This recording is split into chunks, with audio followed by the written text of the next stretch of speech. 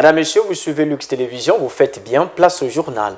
Même si nous nous acheminons vers la fin de leur saison, les mangues continuent à faire les délices des Ponténégrins, des trésors tropicaux qui tapissent les marchés et ruelles de Pointe-Noire et régalent les papilles. Pourtant, derrière cette abondance se cache une réalité méconnue, l'absence d'une filière mangue structurée en République du Congo. Suivez ce reportage de Fulgence Mikoumou. La République du Congo est un pays au climat tropical humide où la production de la mangue a lieu du nord au sud pendant la grande période de pluie, c'est-à-dire de novembre à mars. On y produit plusieurs qualités parmi lesquelles la quinte, l'améliorée Alphonse, la mangue pomme, la kéite, la divine et d'autres variétés aussi succulentes et savoureuses les unes que les autres.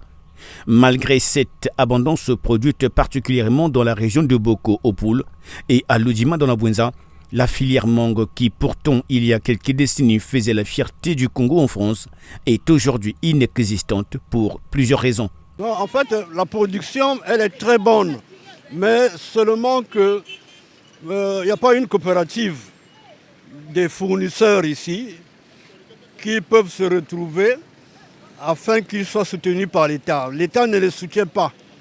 Le grand problème c'est celui-là. Donc ils se débrouillent entre eux-mêmes. Vous verrez que la production arrive, 1, 2, 3 jours après, les mangues commencent à pourrir. Le mangue se gaspille simplement au Congo, c'est parce qu'il y a eu abondance d'activités dans certains secteurs. L'autre côté, c'est que le Congolais ne prend pas le temps d'étudier les opportunités qu'on peut avoir derrière le fruit qu'on appelle la mangue. Mais la mangue, on l'utilise également pour faire des produits cosmétiques. La mangue, on l'utilise pour faire des produits de santé pour plusieurs types de maladies. Malheureusement, le constat fait que nous ne faisons pas de recherches là-dessus. Tout ce que nous savons faire, c'est manger. À côté du manque d'organisation ou de structuration des producteurs de mangue en coopérative qui constituerait une force, l'aide venant de l'État congolais semble le gros morceau parce qu'elle est multidimensionnelle, mais également le manque d'entités frigorifiques pour stocker la mangue avant son exportation ou sa vente. La congélation des poissons, on en trouve, mais il n'y a pas de chambre froide pour conserver les fruits. Beto awa na ba mango beto na kusuma ba caisse. Mais l'État veut que sous ba caisse pas la caisse mo singé que te ça 2 ou 3 jours. Place au conserver ya ou ikelve. C'est pour cela vraiment ben terre beto jambu yayi na kutala ke wapi côté beto na bumbisa ba mango pour que ya boluve. Ngekwe bikala ba depo ba mpuku même ali ku dia chaleur inosi ben nyonse nge pa même ku bola. Donc ben terre beto jambu yayi.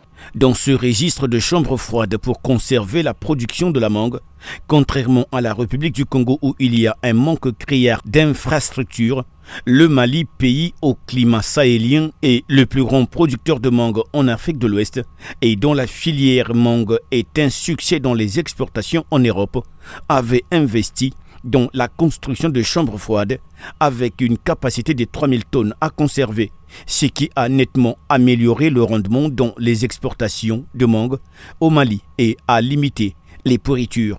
Les gouvernants qui sont arrivés après n'ont pas cherché à relancer le site de Boko et le site de Ludima, alors que c'est des sites qui étaient plus connus pour leur variété de mangue. Donc si le gouvernement peut prendre conscience de ce côté-là, faire comme on a fait au Mali, en Côte d'Ivoire, où ces pays-là exportent des mangues, alors que c'est des pays sahéliens qui sont plus ou moins désertiques. Le producteur de mangue en Afrique est le plus grand exportateur de mangue. Alors que chez nous, nous sommes dans un pays tropical humide où les manguiers poussent, même si on ne l'a pas planté, l'essentiel de manger une mangue et de les jeter par terre, de lui-même il pousse. Les mangues existent pourtant en grande quantité et sous différentes variétés. Mais les solutions pour relancer cette filière peinent à se faire jour.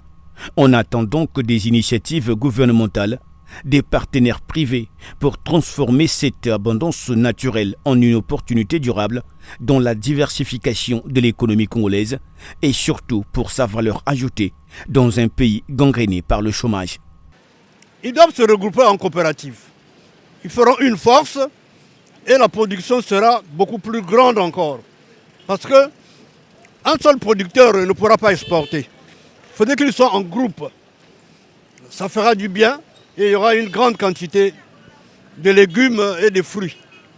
Envisager un bel avenir pour la filière mangue au Congo ne serait pourtant pas un rêve, mais plutôt une question de décision des acteurs pour que la mangue congolaise ne soit plus un trésor local, mais aussi une ressource partagée avec le monde. Un avenir où la filière mangue prospère, où les agriculteurs s'épanouissent et où l'État congolais gagne à travers les impôts et taxes irrélatives.